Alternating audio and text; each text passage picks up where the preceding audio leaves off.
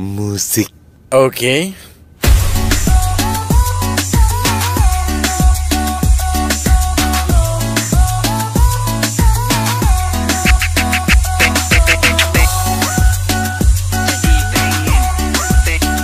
Gak pengen minta yang lain?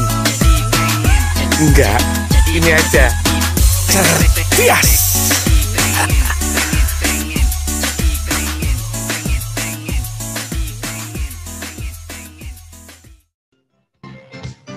Smart Financial Wisdom. Smart Financial Wisdom. Smart listener, selamat pagi. Segera kami hadirkan program unggulan Smart FM untuk kecerdasan finansial masyarakat Indonesia.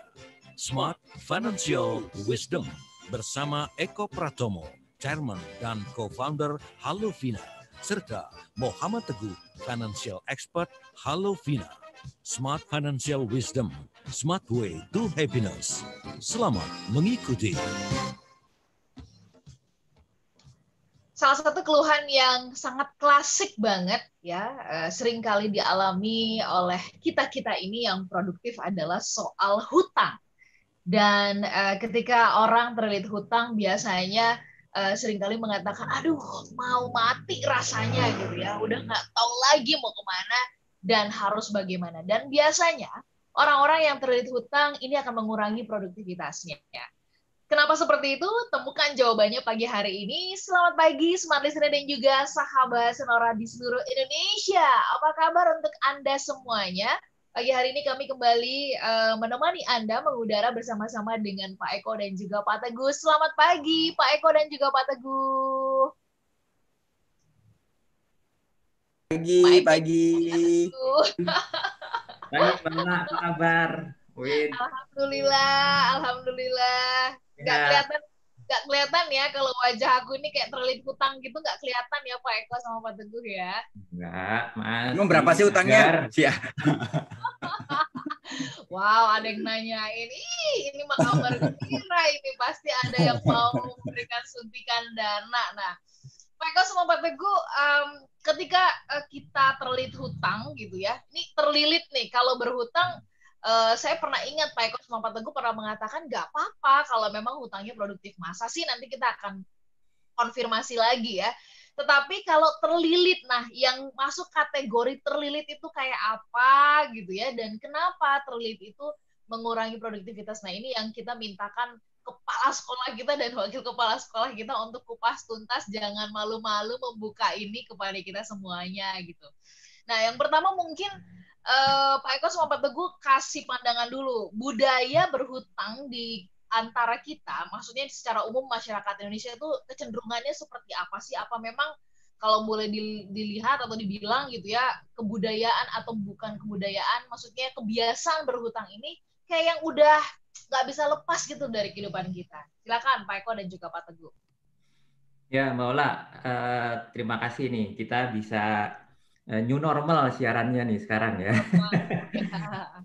Kita akan bahas utang karena memang terus terang saya sama Pak Teguh dan mungkin teman-teman yang banyak melakukan edukasi finansial itu makin boleh dibilang khawatir juga ya, bahwa apalagi dengan kondisi pandemik seperti ini, kecenderungan orang untuk berutang tuh makin besar. Sebelum pandemik kita masih lihat masyarakat kita kan susah nabung ya. Betul. Artinya kalau orang susah nabung itu pasti konsumsinya besar. Ya, sehingga kita agak khawatir juga bahwa kalau tidak ada yang memperingati, tidak ada yang mengedukasi, utang ini kalau tidak dipahami dengan betul, maka orang akan salah memanfaatkannya. Nah, yang pertama kan kita akan bicara kenapa sih orang berutang gitu ya?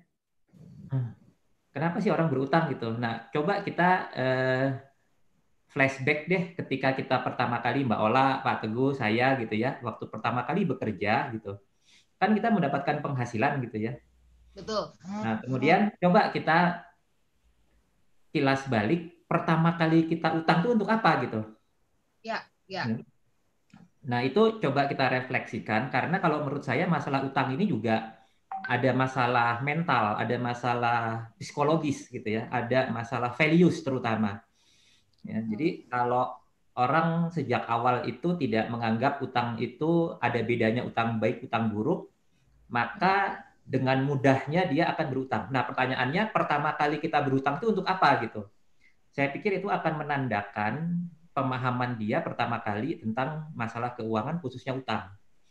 Nah, bayangkan kalau ketika kita pertama kali bekerja mendapatkan penghasilan, utang kita adalah utang produktif karena kita ingin punya rumah. Itu akan langsung berhubungan dengan institusi ya. KPR itu pasti bank lah, kebanyakan. Nah, berarti kalau dia bisa mengambil KPR, artinya bank melihat dia layak punya utang gitu. Dan utangnya utang produktif. Nah, kalau pengalaman kita pertama kali, utang kita adalah untuk menutupi kebutuhan rumah tangga. Nah, itu salah satu bencana awal yang kalau orang tidak menyadari, maka itu yang akhirnya kita akan ketemu dengan istilah terlilit utang. Padahal utang itu tidak boleh melilit. Utang itu harusnya menambah aset kita. Ya, utang itu salah satu instrumen sebetulnya untuk bisa memudahkan kita. Salah satunya adalah memiliki aset, gitu ya. Nah, jadi kenapa kita berutang? Itu yang akan menentukan kita perjalanan kehidupan keuangan kita ke depan itu. Kalau utangnya itu sudah dimulai dengan utang konsumtif, maka itu adalah salah satu yang membuat kenapa kita terlilit utang. Nah, kebanyakan masyarakat kita itu memulai utang itu adalah karena ada pengeluaran yang lebih besar dari penghasilan, kemudian ditutup dengan utang. Nah, itu yang sekarang kita harus bicara juga tentang sebetulnya pemahaman orang tentang utang itu seperti apa.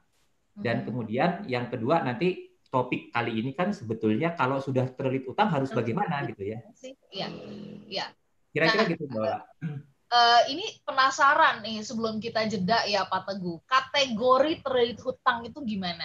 Apa misalkan terlilit itu saya sudah punya hutang berapa, nggak bisa membayar, lalu kemudian bunga berbunga gitu ya, sampai dikejar-kejar, ditagih-tagih gitu, itu gimana sih Pak Teguh? Ya, terlilit hutang itu ketika orang udah mulai bahasa umumnya tuh ngap-ngapan gitu Mbak untuk membayar cicilannya. Jadi udah mulai nggak nyaman dengan cicilannya. Biasanya ketika mulai sekitar 40% dari pendapatannya untuk bayar utang, itu udah sangat ngap-ngapan. Jadi makanya rasio yang sehat untuk Anda bisa utang, artinya Anda harus mampu bayar, itu sekitar 30-35% lah dari pendapatan Anda. Dan kadang-kadang orang terlilit utang itu tidak menyadarinya. Sebagaimana orang sakit itu nggak sadar. Nah, pengalaman saya Mbak Ola, kalau boleh saya sharing, itu seringkali penyebab dari adanya utang itu bukan faktor keuangan, bukan faktor finansial. Dan solusinya pun bukan solusi-solusi keuangan. Nah, apa tuh penyebab dan solusinya? Penyebab dan solusinya lebih sering karena faktor psikologis. Ya.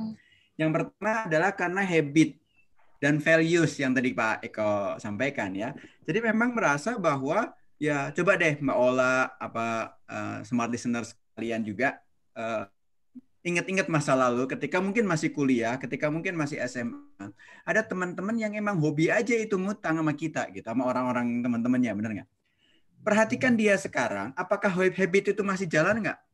Saya menemukan sebagian teman-teman saya ya, yang dulunya waktu kuliah, waktu SMA gitu ya, itu hobi ngutang untuk hidupnya sehari-hari, bahkan untuk beli buku, untuk ngekos, segala macam, itu sampai sekarang masih utang.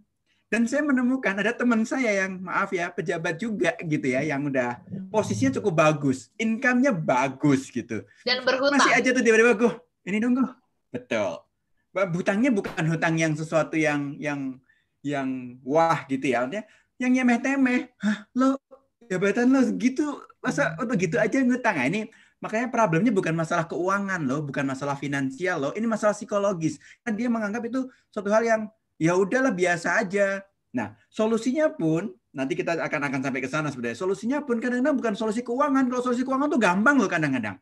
Ya, dengan structuring, dengan alokasi, pendapatan, segala macam. Tapi yang paling parah adalah ketika orang punya utang, nggak merasa bahwa itu adalah suatu problem besar dalam hidupnya dia. Nah, itu paling parah, paling sulit untuk bisa diselesaikan dari masalah utang. Sehingga saya berkesimpulan bahwa untuk utang, solusinya kadang-kadang bukan masalah keuangan, tapi masalah psikologis. Meskipun ada orang yang benar-benar terdesak, terutama di kondisi pandemi COVID seperti ini, sehingga memang faktor keuangan menjadi menentukan dia menjadi terlilit hutang, dan solusinya pun harus solusi-solusi yang berkaitan sama keuangan dan tentu psikologis juga. Oke, Pak Eko sama Pak Teguh, saya penasaran, ini menarik ya, tadi Bapak mengatakan soal ada bahkan rekannya Bapak yang dari sisi penghasilan jumlahnya itu udah tinggi tapi masih berhutang juga. Sementara ada banyak alasan orang berhutang itu karena nggak cukup penghasilannya, ya, nggak bisa memenuhi apa yang katanya menjadi kebutuhan. Kita juga nggak tahu apakah kebutuhan atau keinginan, ini justru sebaliknya gitu kan ya. Nah, nanti kita akan bahas ini lebih dalam. Smart Listener dan juga sahabat Sonora di seluruh Indonesia, ada kesempatan buat Anda. Kita coba lakukan survei kecil-kecilan di pagi hari ini ya. Apakah Anda pernah berhutang, dan apakah saat ini Anda berhutang tapi hutangnya lebih kepada produktif atau konsumtif? Kalau produktif berarti termasuk kayak Anda membuka usaha, ya, mengembangkannya, menambah modal dan sebagainya. Kalau konsumtif tuh ya untuk kebutuhan sehari-hari gitu ya, lifestyle dan sebagainya. Nah, silakan Anda boleh share ke kami ke 0812 11 12 959. Nanti kami ingatkan ada temuan yang menarik ketika kami mengadakan Smart Financial Wisdom Close to You ya.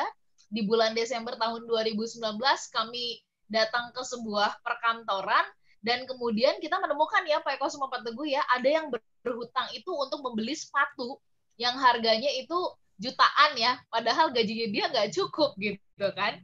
Nanti kita bahas lebih lanjut tentang hal ini. Kami juga sedang live YouTube. Silakan Anda yang ingin mengajukan pertanyaan jika di sana. Kami jeda sesaat. Tetaplah bersama kami dalam Smart Financial Wisdom, Smart Way to Happiness.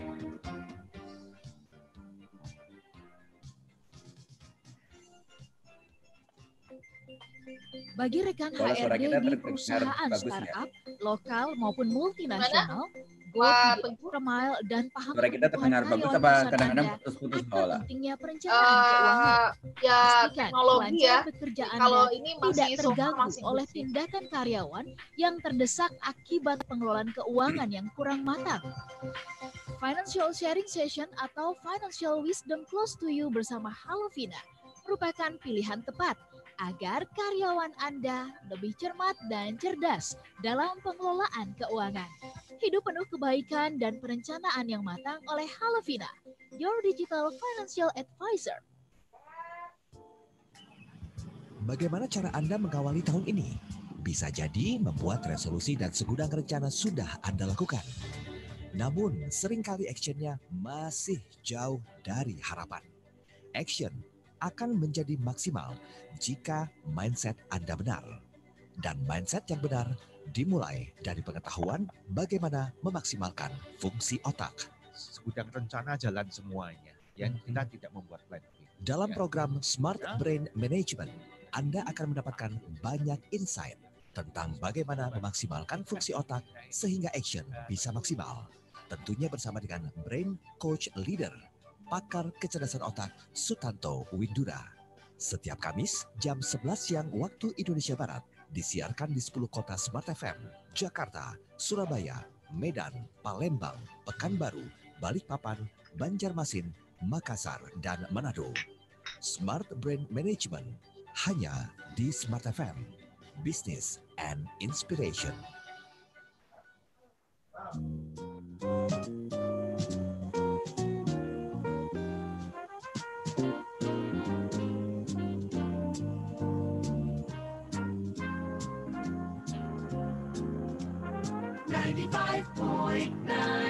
Smart FM.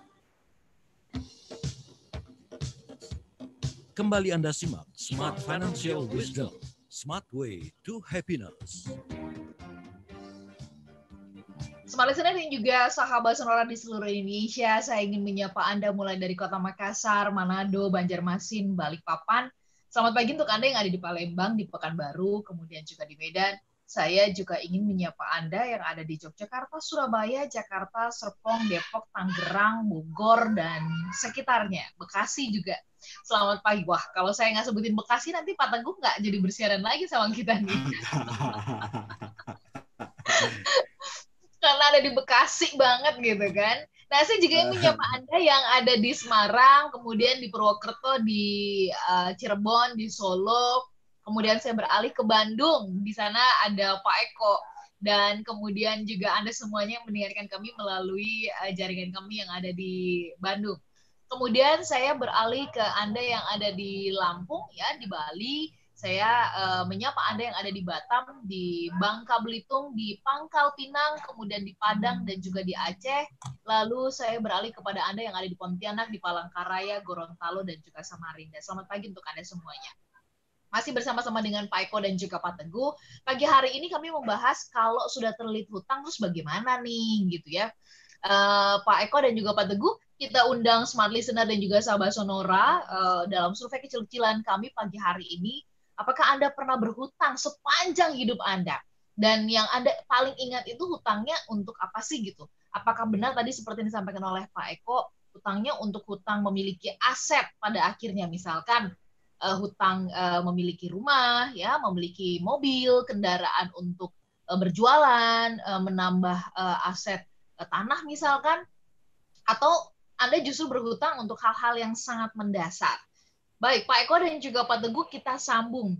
Di situasi pandemi COVID-19 ini, gitu ya, sampai dengan masa new normal, banyak orang yang, ya kalau dari catatan Pegadaian, ya, catatan dari toko emas, ini kan banyak yang akhirnya menjual aset dan barang mereka karena ya harus berhutang, terutama adalah untuk kebutuhan-kebutuhan yang mendasar. Saya penasaran tadi soalnya Pak Teguh mengatakan bahwa ada orang yang jabatannya udah bagus aja, uangnya tergolong gajinya atau penghasilannya tergolong besar, tapi berhutang. Tapi banyak kita yang beralasan hutang itu karena nggak cukup. Nah, ini mohon pencerahannya dari Pak Eko sama Pak Teguh. Sebenarnya yang membuat kita basic banget, bener nggak sih karena nggak cukup gitu ya? Atau kita memang nggak ngerti mengelola uang yang ada? Atau karena memang keinginan kita yang tinggi? Monggo Pak Eko sama Pak Teguh. Ya, Mbak, kalau kita bicara prinsip ya, kita kan sering bicara tentang apa sih kecerdasan finansial yang paling sederhana gitu ya. Nah, sering kita bahas ada yang namanya indikator kecerdasan finansial, yang kalau dibikin rumusnya itu sederhana, pengeluaran dibagi penghasilan harus lebih kecil dari 1. Ini kan nasihat orang tua kita ya, jangan pernah lebih besar pasak daripada tiang. Dan ini tidak tergantung dari penghasilan sebetulnya. Jadi berapapun penghasilan kita, maka pengeluarannya harus lebih kecil, nggak bisa enggak gitu. Nah, kita sering bicara tentang antara kebutuhan dengan keinginan. Ya, saya lagi menyusun satu matriks sebetulnya ya. Kirain menyusun satu buku lagi. Oh iya, nanti jadi buku ini Mbak Ola. Oh, jadi buku, oke. Karena ini lesson, sebetulnya kalau menurut saya lesson from the pandemic lah ya. Jadi kan kita suka membedakan antara kebutuhan dengan keinginan. Bahwa kebutuhan itu sesuatu yang tidak bisa tidak gitu. Nah, jadi sebetulnya kebutuhan kita itu kan sandang, pangan, papan, pendidikan, ya. Apalagi yang sekarang di luar sandang, pangan, papan kan ada pendidikan, transportasi udah jadi keharusan juga. Kemudian mungkin hiburan juga harus ada juga gitu ya. Kemudian membantu orang tua juga harus ada juga. Itu kan sebetulnya kebutuhan sebetulnya. Nah, tetapi di setiap kebutuhan itu ada level yang saya sebut sebagai standar hidup. Jadi ada standar hidup yang sangat sederhana, ada standar hidup yang sederhana, ada standar hidup yang menengah atau moderat, ada standar hidup yang atas, ada standar hidup yang mewah gitu. Nah, saya ambil contoh misalnya pendidikan misalnya Mbak Ola ya. Pendidikan kalau yang sangat sederhana ya masuk yang cari sekolah gratis gitu kan banyak. Ada sekolah negeri, ada sekolah yayasan, ada madrasah yang gratis gitu. Tapi ada juga yang pendidikan tetapi sekolahnya swasta gitu. Itu sudah yang golongan meninggi kan. Ada lagi enggak pendidikan tapi saya mau sekolahnya sekolah internasional gitu. Iya. Ada lagi yang pendidikan saya maunya sekolah di luar negeri misalnya. Padahal itu kan kebutuhan semua, tetapi di dalam kebutuhan itu pilihan standar hidupnya itu tadi mau yang sangat sederhana, yang biasa atau yang menengah atau yang atas atau bahkan yang mewah gitu ya. Nah, kita jadinya salah menerapkan standar hidup gitu. Kita bahkan kita nggak ngomong gaya hidup ya. Nah, jadi peningkatan dari standar hidup itu yang disebut keinginan. Keinginannya adalah melebihi kemampuan finansial. Harusnya sekolahnya di sekolah negeri, cari yang gratis gitu. Tapi enggak nih, saya mau sekolah yang bagus, yang ada bahasa Inggrisnya, yang biayanya bisa 10 kali lipat itu. Ya. Nah, itu sebetulnya keinginannya melebihi kapasitas finansialnya. Ya. Betul, betul. Yang sebetulnya utang itu biasanya dimulai ketika kita salah menerapkan standar hidup. Walaupun yang dipenuhi itu sebetulnya kebutuhan. Nah, ini yang harus menurut saya, makanya kenapa kecerdasan finansial yang saya bilang paling sederhana dan akan banyak menyelamatkan kehidupan setiap orang dan setiap keluarga itu kalau prinsip bahwa jangan pernah lebih besar pasak daripada tiang. Ya, berapapun penghasilannya, maka pengeluarannya harus lebih kecil. Entah bagaimana caranya. Nah, itu yang pertama. Yang kedua, kalau kita ingin menaikkan pengeluaran, maka solusinya harus meningkatkan penghasilan dulu gitu. Oke. Kalau ingin meningkatkan pengeluaran, harus tingkatkan penghasilan. Betul. Jangan kita mau meningkatkan pengeluaran, sementara penghasilannya dibilang, enggak, penghasilan saya kan tetap nggak bisa, jadi saya mesti berutang. Nah, disitulah muncul awal dari bencana finansial ketika kita menggunakan utang itu hanya untuk menutup kebutuhan hidup. Itu yang tidak pernah boleh gitu. Oke, itu kekeliruan-kekeliruan yang terjadi ya. Pak Teguh, mohon ditajamkan ya, apa saja cara-cara nih ya, cara-cara orang yang berhutang nih di era digital seperti sekarang di zaman now ini, Pak Teguh, apakah termasuk pinjaman online yang sangat cepat itu memberikan solusi nggak lebih dari 1 hari kita sudah di-approve, udah bisa dapatkan pinjaman, termasuk juga kemudahan mendapatkan kartu kredit, itu termasuk juga nggak sih yang akhirnya membuat orang tuh menjadi semakin terlilit hutang, Pak Teguh? Ya, betul sekali Mbak Ola. Jadi memang sekarang financial technology itu berkembang sedemikian pesat gitu ya. Harapannya sebetulnya, saya dan Pak Eko, itu harapannya juga manfaatkan juga untuk investasi. Karena investasi pun sekarang bisa dengan cepat, bisa dengan mudah, dengan nominal yang kecil itu kita bisa berinvestasi, bisa beli reksadana cuma 100.000, bahkan beberapa aplikasi bisa cuma 10.000 coba. Itu kan benar-benar yang kecil banget. Harapannya itu memudahkan kita, tapi faktanya justru yang diminati adalah pinjaman online gitu, financial technology juga sih. Tapi itu mungkin bisa memberikan solusi, tapi sebagian besar itu bisa memberikan suatu bencana keuangan karena dengan mudahnya mendapatkan utangan, saya khawatir tidak diukur seberapa kuat dia untuk membayar utang tersebut, sehingga orang cenderung untuk mengambil pinjaman karena shortcut ya, cepat, dan padahal risikonya itu dia nggak bisa bayar utang gitu Mbak. Itulah yang potensi orang menjadi terlilit hutang, termasuk juga kartu kredit dan KTA. Hampir tiap hari lah mungkin kita dapat SMS ya, bahkan sekarang udah masuk ke WA segala macam untuk bisa pinjam dengan Messenger, betul. Jadi semuanya itu benar-benar kita penawaran yang seolah-olah murah gitu ya. Ternyata itu bisa juga merugikan kita secara keuangan. Oke. Pak Eko sama Pak Teguh, apa kemudian korelasinya? Saya penasaran kok gimana sih sampai kemudian soal terlilit hutang ini bisa menyebabkan orang tuh jadi kehilangan produktivitas ya di dalam bekerja, atau kemudian kalau dia berbisnis ya juga jadinya bisnis jadi nggak fokus gitu. Apa yang menyebabkan itu? Apa karena memang kepikiran dikejar-kejar sama si penagih hutangnya gitu? Atau lebih kepada karena apanya Bapak melihatnya ini? Ya, pasti Mbak, karena stres ya. Seorang yang stres, ya. orang yang banyak yang harus dipikirkan sama keuangan, maka produktivitas kerja maupun produktivitas dari bisnisnya pasti akan menurun gitu kan. Ada suatu quote tentang itu, membuat kamu hina di siang hari dan membuat kamu sah di malam hari gitu. Jadi memang ya orang ketika hina dan resah menjadi nggak produktif, baik dia punya usaha maupun dia bekerja sebagai profesional. Jadi faktornya karena memang pikiran, resah, dan gitu. Oke, ini justru kalau yang punya tim gitu ya, resah uring-uringan ya, udah kayak layangan putus, ini kita perlu tracing ya, jangan-jangan memang terlilit hutang gitu ya, Pak Eko dan juga Pak Teguh ya.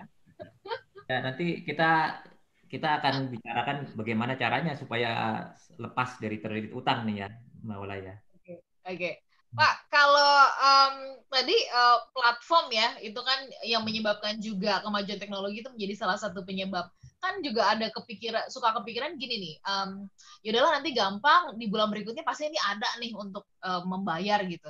Bapak melihat ini juga sebagai salah satu faktor yang membuat semakin blunder nggak sih gitu ya? Orang tuh punya keyakinan semu bisa melunasi hutang segera, atau ini nanti segera kok, bulan depan atau 3 hari ini langsung bisa bayar kok gitu.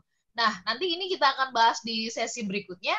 Pak Eko, Pak Teguh, ditahan dulu penjelasannya. Smart Listener dan juga sahabat yang bergabung. Habis ini kita coba gali. Kalau gitu, kalau orang udah sampai terlilit hutang, so apa yang mesti dilakukan? Apakah memang harus sampai jual aset gitu ya? Atau apa yang mesti dikerjakan? Pak Eko, Pak Teguh, sabar sebentar. Smart Listener, sahabat Sonora, kami menantikan Anda bisa pergunakan line WhatsApp kami di 0812 11 12 959 dan juga YouTube channel Smart FM. Kami jeda sesaat. Tetaplah bersama kami dalam Smart Financial Wisdom, Smart Way. Berikutnya kita bahas bagaimana kalau terlilit hutang solusinya. Ya. Karena persoalan terlilit hutang ini bagi juga rekan HRD di perusahaan gampang ya Pak Eko, Pak Teguh, karena banyak orang akhirnya shortcut bunuh diri ya, dan di lantai berapa karyawan perusahaan Anda akan ada satpam di OJK tuh dulu Pak Eko. Pastikan kelancaran bekerja Anda tidak terganggu oleh tindakan karyawan yang terdesak akibat pengelolaan keuangan yang kurang matang. Financial Sharing Session atau Financial Wisdom Close to You bersama Halovina merupakan pilihan tepat agar karyawan Anda lebih cermat dan cerdas dalam pengelolaan keuangan. Hidup penuh kebaikan dan perencanaan yang matang oleh Halovina, your digital financial advisor. Berlalu lintas di kota besar memang akan sering mengalami kemacetan. Tapi kalau bisnis atau usaha Anda tentu tak boleh sampai macet. Agar tidak macet, saatnya sekarang produk dan jasa yang Anda kelola semakin dikenal bersama Smart FM Network. Business information, wisdom, and inspiration. Bersama Smart FM Network, produk dan jasa Anda berpeluang semakin dikenal, dipercaya, dan dipilih masyarakat. Promosikan produk dan jasa Anda di Smart FM Network dengan jangkauan luas, program-program berkualitas, dan inspiratif. Kami siap membantu bisnis atau usaha Anda lebih sukses. Segera hubungi untuk pemasangan iklan Anda di 021 638 74090.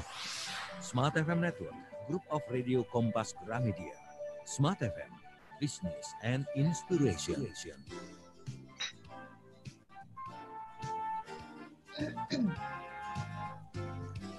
95.9 Smart FM Jakarta.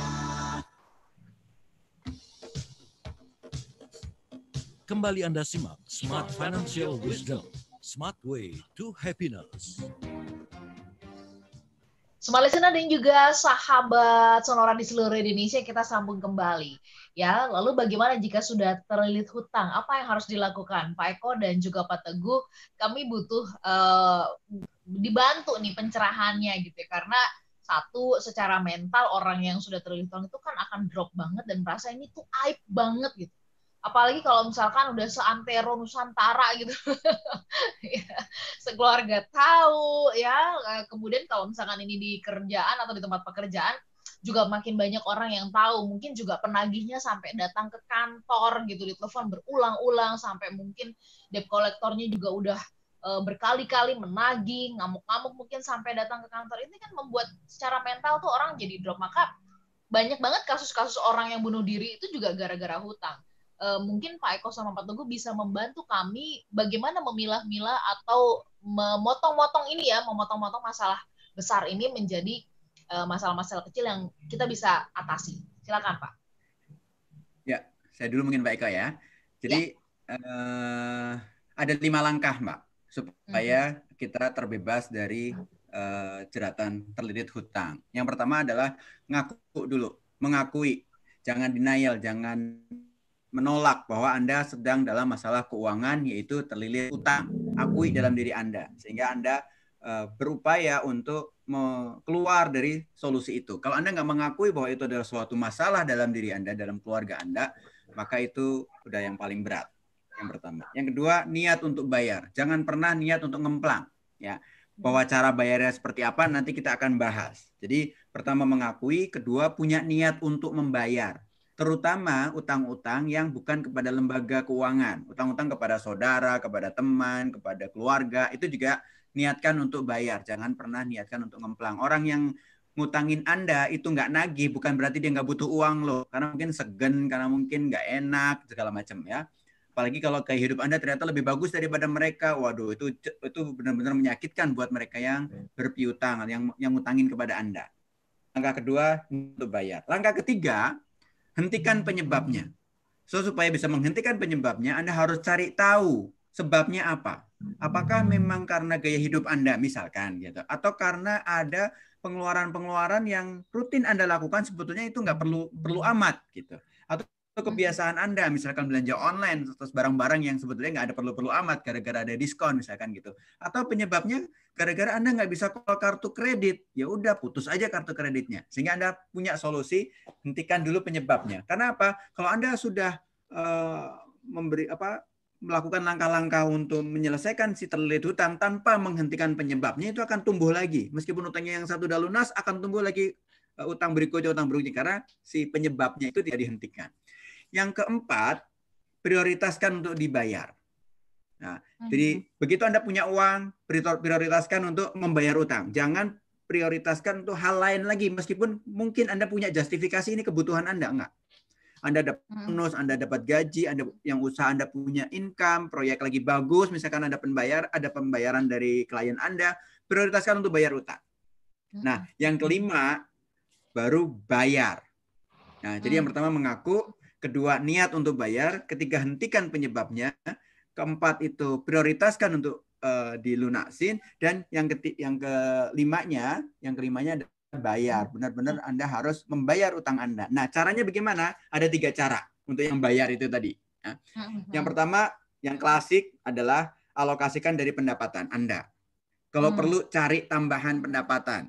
Itu yang paling klasik. Ketika memang pendapatan Anda masih bisa mencukupin itu, maka dari pendapatan Anda, ketika pendapatan Anda nggak berusaha mencukupin, maka Anda harus punya tambahan pendapatan sehingga bisa menutup utang atau mengurangin utang Anda. Yang kedua, cara yang kedua, yang ini mungkin berat, tapi ini perlu Anda lakukan ketika langkah yang pertama tadi, dari pendapatan itu nggak mencukupi, yaitu langkah yang kedua adalah jual barang yang Anda miliki, yang masih memiliki nilai. Gitu ya. Jadi barang yang punya Anda itu memiliki nilai, itu jual. Lebih-lebih barang itu nggak terlalu diperlukan. Karena saya seringkali harus memaksa orang untuk menjual, sebutlah apa, motor. Alasannya motor ini masih dipakai sama anak saya. Anaknya ngapain? Anaknya sekolah. Sekolahnya berapa jauh? Oh, ternyata sekolahnya cuma 1 kilo, 2 kilo. Bisa jalan dong 1 kilo, 2 kilo. Gitu kan? Nggak harus pakai motor kan? Jual aja motornya. Karena dengan jual motor bisa mengurangi utangnya yang cukup besar gitu. Yang lumayan gitu ngurangin dari utang signifikan gitu. Nah, ini jadi Anda harus memang merelakan Kenapa harus merelakan itu? Itulah fungsi dari yang di atas itu, niat untuk bayar, prioritaskan gitu kan, mengaku bahwa itu adalah suatu barang ya, suatu hal yang menjadikan Anda memiliki masalah di secara keuangan Anda. Nah, jadi bayarnya pertama alokasikan dari pendapatan, kedua jual barang. Yang ketiga, baru ini solusi yang terakhir. Lakukan restrukturisasi. Restrukturisasi itu artinya Anda punya utang kepada orang lain, kepada lembaga keuangan, segala macam, apalagi kalau bunganya relatif tinggi, seperti kartu kredit, KTA, pinjol, segala macam itu relatif pinjaman-pinjaman yang dengan bunga tinggi. Restrukturisasi yang pertama adalah mungkin minta bantuan keluarga yang tidak ada bunganya, yang tidak ada biayanya, misalkan gitu. Bantuan keluarga yang dekat, yang siap bantu Anda. Itu kalau memang Anda punya keluarga yang memang berkecukupan, tapi Anda tunjukkan itikat baik untuk membayar itu, sehingga Anda tidak ngegulung berbunganya itu. Compounded interest-nya itu nggak membuat Anda berat. Yang kedua, kalau itu nggak ada lagi, langkah dari restrukturisasi sendiri, yaitu utang yang baik untuk menutup utang yang buruk. Oke. Nah, utang yang baik untuk menutup utang yang buruk ya. Seperti apa? Seperti KPR-nya, ngutang KPR untuk nutup kartu kredit, itu benar. Tapi ada juga kadang-kadang orang malah balik, restrukturisasinya kebalik. Jadi ngambil utang yang mudah untuk nutup KPR-nya. Itu kan aneh gitu kan. Jadi utang yang buruk dibentuk untuk nutup utang yang baik. Ya, ini kebalik ini. Nah, kemudian bentuk restrukturisasi yang lain adalah kalau memang Anda punya KPR gitu ya, punya KPR-nya di top up untuk nutup utang-utang yang buruk, utang-utang yang bunganya tinggi. Dengan demikian maka kan biasanya KPR jangka waktunya panjang ya. Dengan jangka waktunya panjang maka cicilannya lebih rendah. Harapannya bisa di bawah 30% dari pendapatan Anda. Dengan demikian maka dengan langkah-langkah tadi dan bagaimana cara melunasinya, Anda tidak lagi terlilit hutang. Dan Anda nggak membuat hutang baru lagi yang Anda nggak mampu bayarnya karena Anda juga sudah menghentikan penyebab dari utang tersebut. Itu Mbak kira-kira. Oke, saya penasaran Pak Eko ya. Tadi Pak Teguh nih, Pak Eko sama Pak Teguh, dua yang pertama ya dari 5 langkah itu tuh kan kelihatannya abstrak dan gampang itu mah, cuma ngakuin sama niat gitu ya. Gitu. Tapi di ranah ini yang kalau menurut saya ini kan yang paling susah ya, mengakui bahwa kita sedang berhutang. Dan kalau mengakui itu kan berarti harus meningkatkan kesadaran, aware ya bahwa ini punya utang. Tapi kan kadang-kadang kita ini banyak yang ya udahlah itu gampang gitu, sama niat gitu. Kenapa sampai ada soal 2 yang abstrak ini masuk dalam 5 langkah tadi gitu? Yang tahu niat kita kan cuma kita doang ya kan Pak Eko sama Pak Teguh. Yang tahu kita ngakuin apa enggak kan kita doang gitu. Apa efeknya kepada yang 3 langkah berikutnya begitu Pak Eko sama Pak Teguh? Monggo, silakan. Ya, Mbak Ola. Makanya tadi saya setuju banget sama Pak Teguh. Yang 2 itu justru itu yang kita bilang masalah psikologis, masalah mental, masalah kejiwaan, dan masalah nilai. Ya, jadi sebetulnya saya kepengen banget untuk mengkampanyekan, ya, kalau bisa jangan pernah ada utang buruk tuh nggak pernah boleh ada gitu. Itu tuh utang yang buruk dan tidak pernah boleh ada. Itu yaitu utang-utang yang untuk membiayai konsumsi kita, konsumtif, utang-utang konsumtif gitu. Nah, karena kalau kita tidak punya kesadaran, itu orang tidak akan ada perubahan, Mbak Ola. Jadi rumusnya dalam kehidupan itu adalah segala sesuatu perubahan itu dimulai dengan kesadaran. Jadi kalau orang tidak sadar, ya tadi yang Mbak Ola bilang, ya niat mah kan gampang gitu. Dan niat itu kan sebetulnya dibuktikan dengan sadar, ya bahwa saya mau membayar utang. Itu bukan niat cuman ada di dalam di mulut, tetapi ada di hati, bahwa kesadaran itu muncul ketika orang mau berpikir. Nah, kalau orang tidak mau berpikir, tidak mungkin timbul kesadaran. Kalau tidak ada timbul kesadaran, maka tidak akan ada perubahan. Ya, jadi penting banget untuk orang mau mikir bahwa utang ini buruk gitu ya, mengakui kesalahan bahwa ini tuh buruk banget gitu. Nah, kalau dia tidak pernah merasa utang ini buruk, utang ini gampang kok, nanti juga bakal ada gitu ya. Nanti bakal ada rezeki, kan rezeki di tangan Tuhan gitu ya. Nah, kalau udah seperti itu yang saya bilang tidak ada kesadaran. Dan orang yang tidak ada kesadaran, kalau menurut saya orang yang tidak mau mikir. Ya makanya penting banget untuk niat itu hanya akan timbul ketika kita benar-benar merasa ini adalah sesuatu problem yang harus diatasi dan dia punya niat yang benar-benar dia mau lakukan, motivasinya besar untuk berkorban, mau menjual aset, ya mau bersusah payah ketemu orang bank, ya mau bersusah payah jangan karena didatengin sama debt collector terus maunya lari dari kenyataan, hadapi. Nah itu pertama, kenapa Pak Teguh nomor 1, nomor 2 itu berkaitan dengan masalah psikologis, berkaitan dengan masalah values. Itu pentingnya, Ola.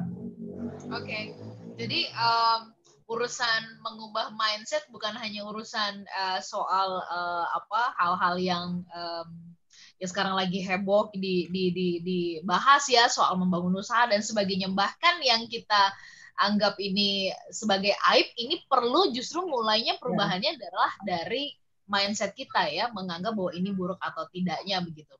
Nah, Pak Eko sama Pak Teguh, bagaimana dengan ini kalau ada pertanyaan ya pagi hari ini, bagaimana kalau misalkan ini hutangnya berkaitan dengan pendidikan, Pak Eko sama Pak Teguh? Ini kan masuk tahun ajaran baru, orang tua tuh sebenarnya kelimpungan banget ini gitu ya.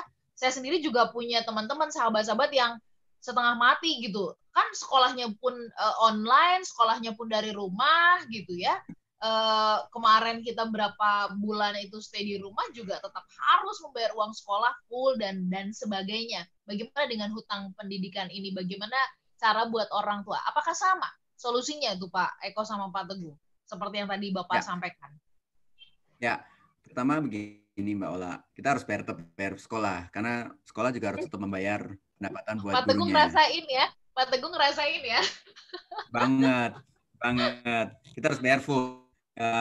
Bentuk support kita kepada tenaga-tenaga pendidik yang berjuang luar biasa di Republik ini gitu kan, sehingga kita harus support itu, jangan sampai menjadikan mereka bermasalah secara keuangan gara-gara kitanya nggak mau bayar full gitu ya, apalagi nggak mau bayar sama sekali. Kan kita didik anak kita sendiri nggak itu, karena mereka tetap berupaya bagaimana mereka online segala macam. Bahkan banyak cerita lah ya, guru untuk online aja dia harus ngutang untuk bisa beli data internet gitu kan, segala macam. Itu menyedihkan gitu kan, sehingga harus berempati kepada mereka. Kita harus bayar itu sehingga pihak sekolah juga bisa membayarkan itu kepada guru-gurunya.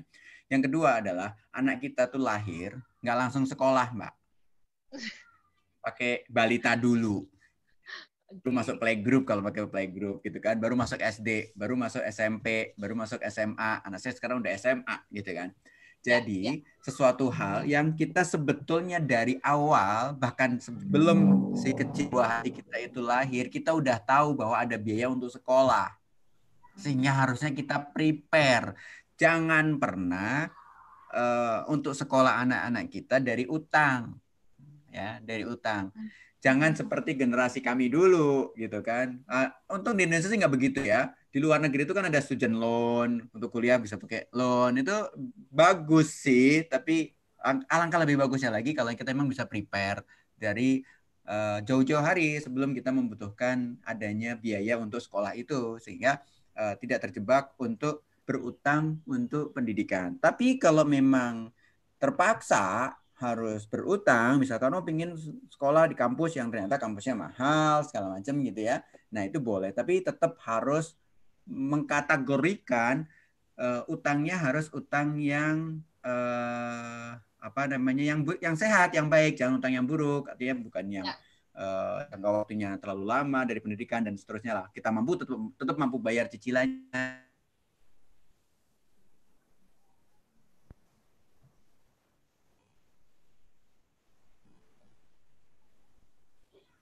Baik, sambung kami akan lanjutkan nanti untuk satu sesi yang terakhir. Tetaplah bersama kami dalam Smart Financial Wisdom, Smart Way to Happiness.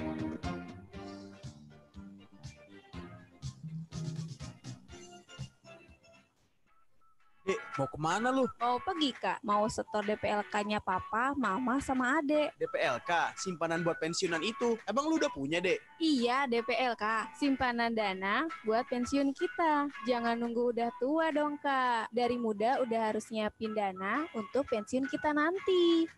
Udah tahu lagi wabah begini. Jangan keluar rumah dulu lah. Udah, lanjutin aja nonton drakor sana. Ya terus ini gimana DPLK-nya belum disetorin udah tanggal segini? Loh, emang kenapa? DPLK kan nggak ada hutang kalau kelewat bulan ini. Sama aja kayak nabung biasa. Ya memang nggak ada hutang atau penalti, Kak. Tapi kan Papa pesen jangan sampai kelewat tiap bulannya karena biar dapat pengembangan yang maksimal. Oh, ya tenang. Kan DPLK bisa setor dari mana aja. BJB Digi aja. Nih, kayak gini. Gampang kan? Kenapa nggak bilang dari dulu sih, Kak? Atau kalau supaya nggak lupa bayar tiap bulan, langsung aja auto debit dari tabungan BJB tanda mata kamu. Ya udah, Ade mau lanjutin ngedrakor dulu kalau gitu. BJB, tanda mata untuk negeri. BJB.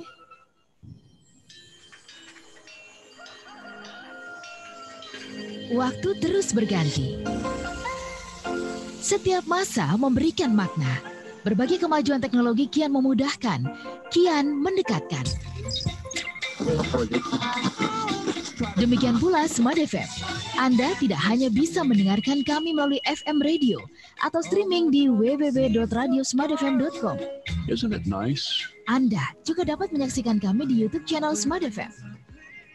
Bener nggak sih solusi hidup lebih mudah, lebih tenang, dan penuh keberuntungan itu semuanya bersumber dari sebuah pikiran? Yes, betul banget. Pastikan Anda subscribe Smart FM. Dan mari lebih dekat dengan kami.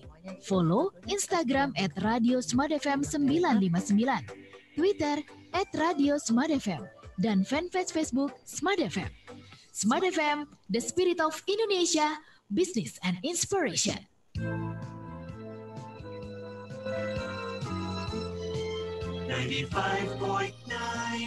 Smart FM Jakarta. Kembali Anda simak Smart Financial Wisdom, Smart Way to Happiness. Listener dan juga sahabat Sonora yang bergabung bersama dengan kami, masih bersama-sama dengan Pak Eko dan juga Pak Teguh. Kalau sudah terlilit hutang, terus bagaimana ya? Jangan berpikir dulu untuk menyelesaikan hidup, ya bunuh diri dan sebagainya, itu nggak boleh banget ya Pak Eko sama Pak Teguh, karena banyak yang orang merasa bahwa ya udahlah biar selesai semuanya, selesai juga lah saya, ini kan nggak bakal ditagih-tagih dan sebagainya gitu. Itu kan kerdil sekali ya kalau udah kayak gitu. Ini kalau mungkin yang hutangnya kisaran-kisaran, oke, 10 juta, 20 juta, itu masih bisa dikejar deh gitu.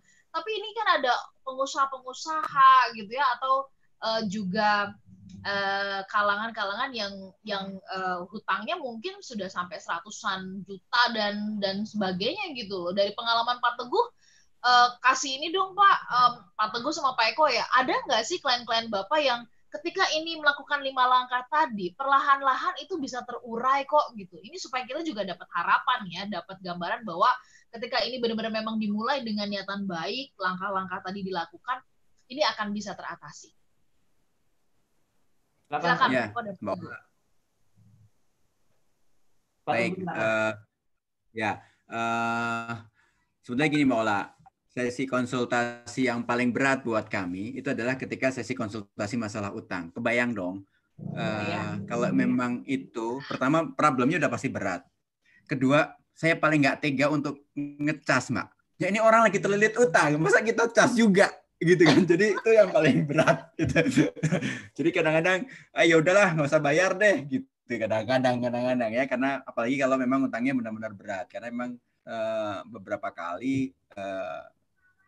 kali memang kondisinya berat dan itu bukan karena gaya hidup, karena suatu kondisi yang membuat dia menjadi terlilit hutang karena kondisi kesehatan salah satu dari anggota keluarganya gitu yang sehingga menjadi berat. Ada Mbak, jadi memang beberapa yang akhirnya bisa tersolusikan karena ketika dia sudah konsultasi dan membuka itu artinya dia sudah mengaku bahwa itu dalam problem. Itu sudah apa ya? Sudah suatu jalan yang mulai terbuka di depannya dia bahwa dia udah ngaku bahwa ini adalah masalah ya. Kemudian dia memang niat untuk bayar. Kita kan diskusi kan. Nah, dia memang niat untuk bayar. Kenapa niat untuk bayar? Karena apa yang kita kasih jalan keluar supaya dia tidak terlilit hutang lagi itu dijalankan. Dan dia mampu bayar dengan programnya restrukturisasi itu. Artinya dia waktu itu masih punya KPR udah setengah jalan. Nah, saya minta dia untuk datang ke banknya, dia mau lakukan itu, artinya dia punya niat untuk membayar gitu. Dia prioritaskan itu dari kegiatan-kegiatannya dia datang ke bank mau repot segala macam. Ya, orang bank mungkin juga sempat ini gitu kan. Bahkan minta diskon atas bunganya itu juga perlu negosiasi yang baik gitu. Bahkan cukup signifikan, bahkan orang bank kan juga bisa ada ruang untuk negosiasi lah daripada utang pokoknya nggak balik, ya paling nggak bunganya bisa didiskon segala macam. Akhirnya dia mendapatkan suatu angka yang dia dapat kemampuan, dia ada kemampuan untuk membayar.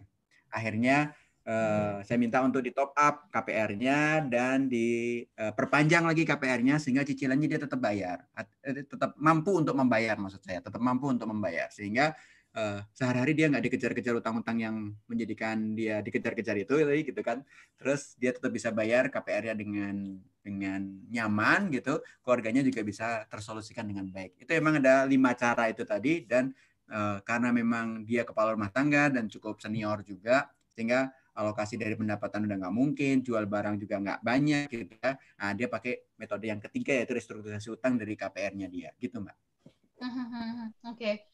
Jadi artinya bahkan yang berat seperti itu pun tetap ada harapan ya Pak Eko dan juga Pak Teguh, jauh-jauh lah dari pikiran kita melakukan itu. Nah, ini kalau ada pertanyaan Pak Eko sama Pak Teguh, bagaimana caranya Pak Eko sama Pak Teguh untuk bisa mengatasi hutang itu dengan cara mana yang jauh lebih tepat gitu ya, menjual emas kalau ada emas gitu kan, atau menjual tanah, tapi kan tanah ini juga tidak mudah, cair, rumah juga tidak mudah juga kalau misalkan kita mau jual rumah ini bisa cepat gitu. Nah, kalau misalkan dalam kondisi yang sangat terdesak, bagusnya gimana? Apakah misalkan sertifikat rumah itu digadai saja ke bank gitu ya, ketimbang dijual karena prosesnya pasti lama, atau gimana Pak Eko sama Pak Teguh? Mana yang jauh lebih tepat, dijual atau digadai saja suratnya? Ya Pak Teguh, itu ahlinya Pak Teguh itu. Baik. Gini Mbak Ola, ketika tentu jawabannya sangat situasional. Pertama, kondisi saat sekarang, jual rumah berat minta ampun. Dengan pandemi COVID-19 ini beratnya minta ampun. Dan rumah dengan harga yang baik sekarang ya tentu susah. Jangan-jangan ketika dijual sekarang dalam kondisi rugi. Kalau Anda punya emas dan rumah, mana yang dijual? Saat ini harga emas lagi tinggi. Artinya apa? Ketika harga suatu instrumen investasi kita lagi tinggi, mungkin bisa jadi times to sell gitu kan. Saatnya kita untuk menjual. Nah, ketika memang Anda niatkan itu, daripada punya utang dan punya emas yang sekarang harganya lagi tinggi juga, yang nggak tahu, siapa tahu ke depan malah ketika ekonomi membaik harga emas akan turun kan gitu. Umumnya kan kayak gitu. Sehingga kalau memang punya emas dan punya rumah, maka solusinya adalah mendingan jual emasnya. Kalau emas itu dijual apa digadai? Saran saya sih kondisi seperti ini situasional ya, benar-benar condition apply nih. Jadi tidak semua kondisi berlaku. Kondisi sekarang mungkin jual lebih bagus. Karena gini, apalagi kalau Anda kondisi keuangannya lagi nggak bagus, masih kondisi terlilit utang, Anda gadaikan, artinya Anda nambah utang. Berarti ada tambahan cicilan atau ada kewajiban untuk nebus barang itu lagi. Kalau barang itu tidak bisa ditebus, maka barang itu juga disita. Padahal ketika kita minjem uang dengan menggadaikan barang, itu pasti pinjamannya lebih rendah daripada harga pasaran barang tersebut. Ya, sebutlah kita gadaikan emas, harga emas misalkan yang kita miliki ini 50 juta misalkan gitu ya.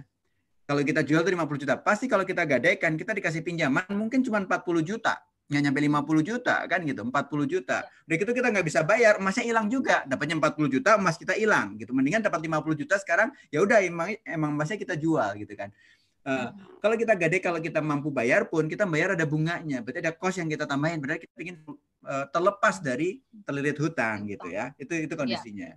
Nah, kalau rumah, ini tentu beda kondisinya. Tentu apakah suratnya digadaikan segala macam, nah itu pertimbangannya pasti akan berat. Kalau memang Anda punya rumah yang nggak dipakai sih, ya mungkin jual sih atau digadaikan itu nggak ada isu. Tapi kalau rumahnya sedang dipakai, kan nggak mungkin Anda jual kemudian Anda ada biaya untuk ngekos, pindah segala macam, ngontrak, apalagi kalau dengan rumah yang sama gitu, maksudnya dengan harga yang sama kan jadi susah.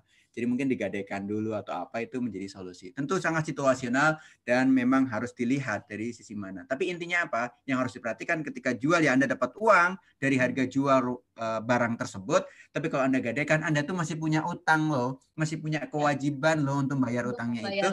Sehingga kalau Anda nggak bayar pun, nggak mampu bayar, maka uangnya pun barang itu akan hilang juga gitu. Dan biasanya harganya uang yang kita dapat itu di bawah lah sebenarnya ya dari harapan dan ekspektasi.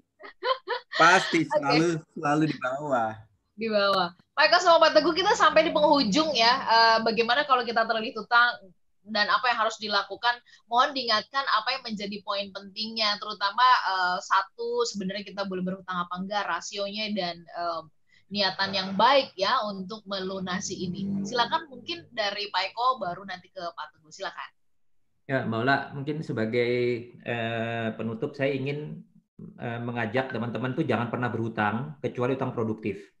Ya, itu perlu diingat banget tuh. Yang kedua, ketika kita sudah terlilit utang, maka jangan pernah berpikir untuk lari dari kenyataan. Ya. Karena yakinlah betul kalau kita mau, itu kan utang terlilit itu kan karena kesalahan kita kan.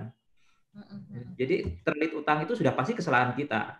Nah, kita harus mau mengakui dosa, mengakui kesalahan, dan yakin juga pasti ada solusi ketika kita berikhtiar.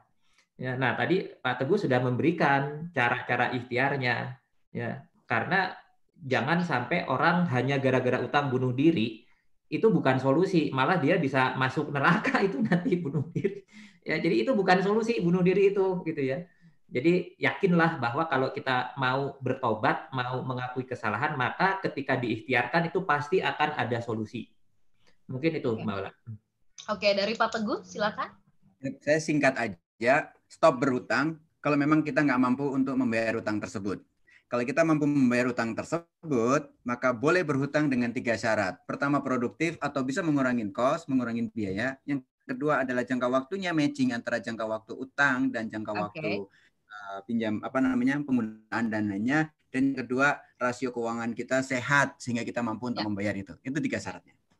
Oke, baik Pak Eko dan juga Pak Teguh, terima kasih buat pagi hari yang sangat powerful ini. Kita diingatkan hal yang paling mendasar dalam kecerdasan keuangan kita. Mudah-mudahan kita bisa mempraktekkan dan segera memperbaiki diri kita, terutama dalam hal berhutang ya, segera melunasinya dan sebagainya. Siaran ulangnya Smart Listener Sahabat Sonora ada di hari Minggu jam 10 pagi. Dan Anda juga bisa menyaksikan siaran ini melalui YouTube channel Smart FM. Kami pamit, sehat-sehat untuk Pak Eko dan juga Pak Teguh. Kita ketemu lagi pekan depan. Saya Ola Nurlija. Saya Eko Pratomo. Saya Muhammad Teguh. Smart Financial Wisdom. Smart way to happiness. Terima kasih Mbak Ola. Terima kasih Pak Eko, Pak Teguh. Baru saja Anda ikuti program Smart Financial Wisdom bersama Eko Pratomo, Chairman dan Co-founder Halovina, serta Muhammad Teguh, Financial Expert Halovina. Smart Financial Wisdom, Smart Way to Happiness. Terima kasih dan sampai jumpa.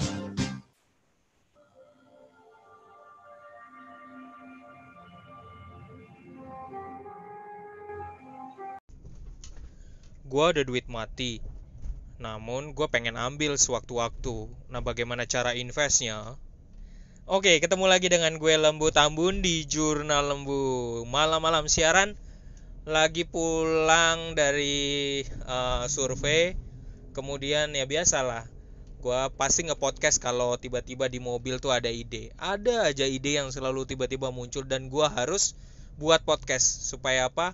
Seringkali ide ini bakal hilang atau enggak bakal hanyut gara-gara karena gue nggak bikin podcast. Ya hitung-hitung podcastnya buat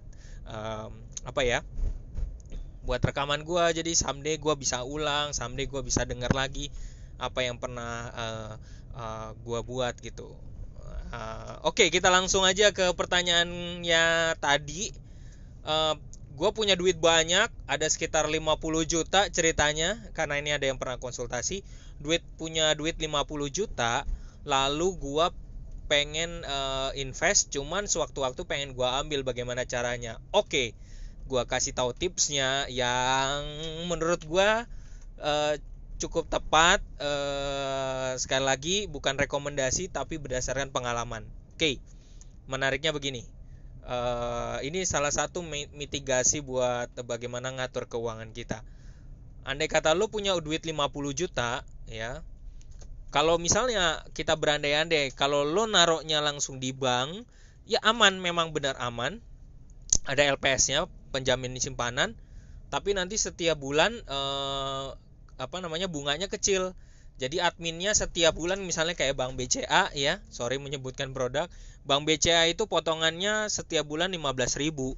Nah, kalau misalnya Bank Niaga itu sekitar 12 ribuan ya kalau nggak salah, 12.500 kalau nggak salah gitu ya. Oke. Nah, kalau naruh di sana ya begitu. Kalau naruh 50 juta di deposito boleh banget, nggak apa-apa, boleh banget. Tapi ingat kalau mau ngambil pasti kena penalti tiba-tiba sewaktu-waktu lagi harusnya 1 bulan terus kemudian dalam perjalanan mau diambil. Nah, repot dah. Nanti kalau kayak gitu ya nggak maksimal. Jadi kalau bisa ya deposito naruhnya ya di atas 3 bulan lah baru mau diambil. Nah, bagaimana sewaktu-waktu pengen diambil?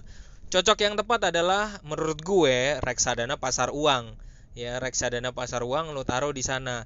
Tapi masalahnya bagaimana supaya lo bisa melakukan diversifikasi. Jadi nggak di satu tempat doang. Ya, reksadana pasar uang banyak jenisnya. Ya, banyak produknya, macam-macam, ada di BNI juga ada, di Maybank juga ada ya. Bagaimana lo supaya diversifikasi keuntungannya biar maksimal di beberapa tempat, nggak hanya satu tempat doang. Gue saranin kalau misalnya kayak gitu berdasarkan pengalaman gue, sekali lagi bukan rekomendasi, yaitu lo naruhnya di lo bisa pakai gunain aplikasi namanya iPod Go, iPod Pay ya. iPod Go, iPod Pay ya, iPod Fund. Karena kalau naruh di situ caranya ya gampang aja sih. Buka aplikasinya, gua saranin di iPod Pay karena itu semacam fintech, financial technology yang kayak tabungan ya. Tapi sebenarnya duit itu bukan di dalam tabungan, duit itu di pasar modal dan itu duitnya diinvest ke reksadana pasar uang yang sudah diatur oleh mereka, oleh artificial intelligence, di mana di situ lo akan duit lo itu 50 juta bakal diversifikasi ke reksadana yang memang menjadi unggulan mereka menurut analisa mereka gitu. Jadi itu akan menguntungkan buat lo juga. Nah, keuntungannya dengan kayak begini ya, ditaruh di reksadana pasar uang khususnya punyanya Sekuritas Indo Premier. Sekali lagi bukan karena gue mau endorse-nya, gue nggak dibayar apapun, tapi berdasarkan dari pengalaman gue. Keuntungannya apa? Ketika someday lo kayak kemarin ini ya, ada pandemi COVID gitu ya. Duit kan ngamanin 50 juta ya di dalam situ. Ceritanya kita ambil kasus. Duitnya lo di reksadana pasar uang, di dalam sekuritas itu udah diversifikasi ada 50 juta. Nah, dia berkembang terus karena orang lo sendiri nggak pakai duitnya itu ya, 50 juta itu. Terus someday ketika kayak pandemi kemarin, tiba-tiba sahamnya tuh pada turun kan. Saham Bank BNI, Bank BMRI ya, Bank Mandiri, Bank BCA, terus Bank BRI, terus Unilever, sempat juga kalau nggak salah Telkom. Nah, itu pada saat kejatuhan kayak gitu, itu momen terindah, momen paling keren ya untuk ngambil saham itu gitu. Jadi kejatuhannya tuh dalam banget, dimana investor asing pada keluar. Jadi lo ngambil momen itu untuk beli sahamnya, dan itu titik poin yang menarik. Nah, jadi pada saat lo ambil, nah reksadananya secara otomatis juga bakal diambil dan untuk dibeliin saham. Nanti kalau lu pas kemarin kayak gue alamin ya, gue ngalamin cuan begitu pas pandemi kemarin, gue langsung ambil BNI, BRI, gue suruh adik gue juga beli BRI, BNI, Bank Mandiri ya, terus kemudian Unilever juga pas jatuh dalam tuh langsung begitu berita pandemik itu mereka langsung terbang dan ya kita ambil cuannya langsung, kita jual, terus kemudian balik lagi ke reksadana pasar uang. Nah, begitu adalah salah satu cara mitigasi ngatur keuangan yang sebenarnya jauh lebih menguntungkan karena kita lakuin juga dalam bentuk diversifikasi. Jadi Anda di reksadana pasar uang juga punya ada jadi cuan, di pasar di saham juga jadi cuan juga, oke? Semoga hal ini menjadi inspirasi buat Anda. Kalau nggak ngerti, kalau kepengen tahu caranya tapi nggak ngerti, bisa langsung hubungi gue aja ya di langsung. Jadi nanti gue ajarin free seumur hidup. Jadi kalau mau belajar berdasarkan pengalaman gue, ayo hubungin gue aja di nomor WA gue ya, yang selalu nanti kalau nggak salah di deskripsi juga ada. Silakan, free, gue akan ajarin untuk lo semua. Semoga bermanfaat dan jangan lupa untuk follow di podcast ini agar lo selalu dengerin info-info gue yang lainnya, kisah gue dan yang lainnya. Salam dari gue, Lembu Tambun, hanya di Jurnal Lembu.